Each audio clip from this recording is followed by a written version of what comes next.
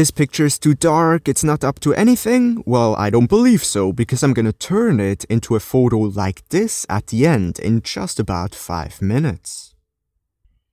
Bringing up the shadows as well as the blacks is gonna be very important along with the minus contrast. And along with that, I actually want to bring up the exposure a bit and also bring down the highlight slider. Now, the reason I shot this so dark is so I could still have all of the brightness in the sky there. And as you can see, it works pretty well. Now, furthermore, I'm going to increase the vibrance by just a little bit, around 20. And overall, I want to make this picture very, very bluish, so it would have even a bigger contrast with the warm tones I'm gonna add towards the houses. So that already looks pretty close to what I envisioned, to be honest.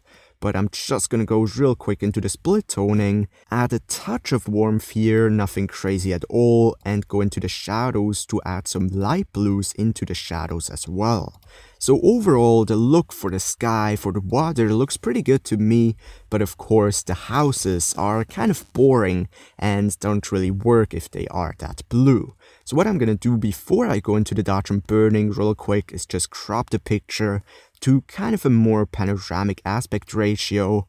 And now I'm gonna go into the dodge and burning. I like to use the radial filter and I'm gonna add a very, very big filter. I'm just gonna add some minus exposure like crazy real quick so you can actually see how big this filter is.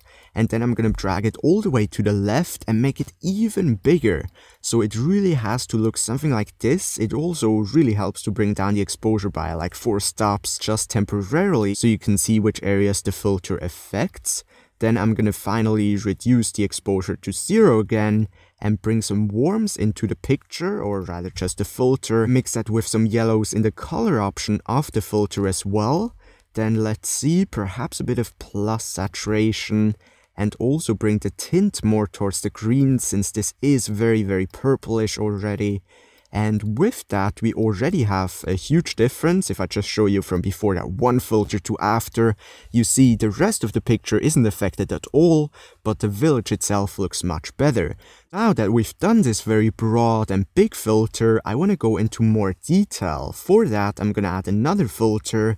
So now I'm just going to go over some parts of the picture, right click duplicate that filter, and just make certain areas a little bit brighter, a little bit more warm. You always want to adjust all of the settings according to the area that you actually adjust. Different areas need different amount of exposure and warmth, so you always want to make sure you have that looking natural and not overdone.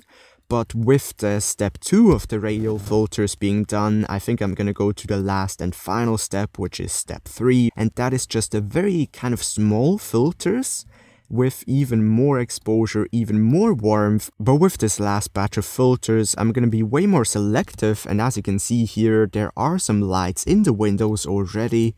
So I really kind of want to emphasize them.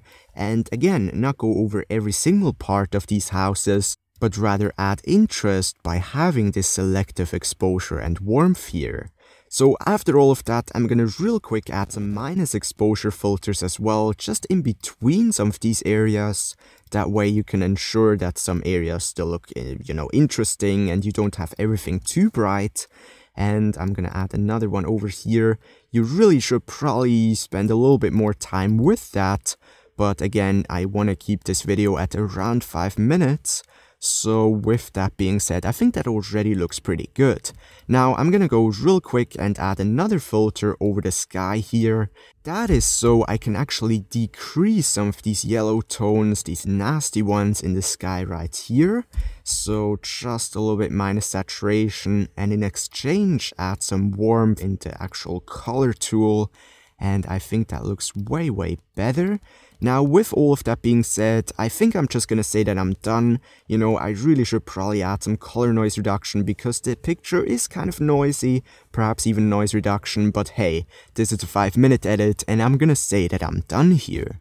So let's see, in the history, this is from before any adjustments, and I mean, it's just a world of difference from pretty much complete blackness into an actual pretty cool picture if you ask me. Sure, maybe some more fine-tuning and stuff, but considering that I've only spent 5 minutes on this, and that we have such a diversion in color from the blue tones that I absolutely love in the sea and the sky, to the very warm tones of the actual village. Ideally, you would want to shoot this in an HDR sequence, but if you'd only have one RAW file, you can still get a pretty cool picture at the end. So take care guys, and see you in the next episode.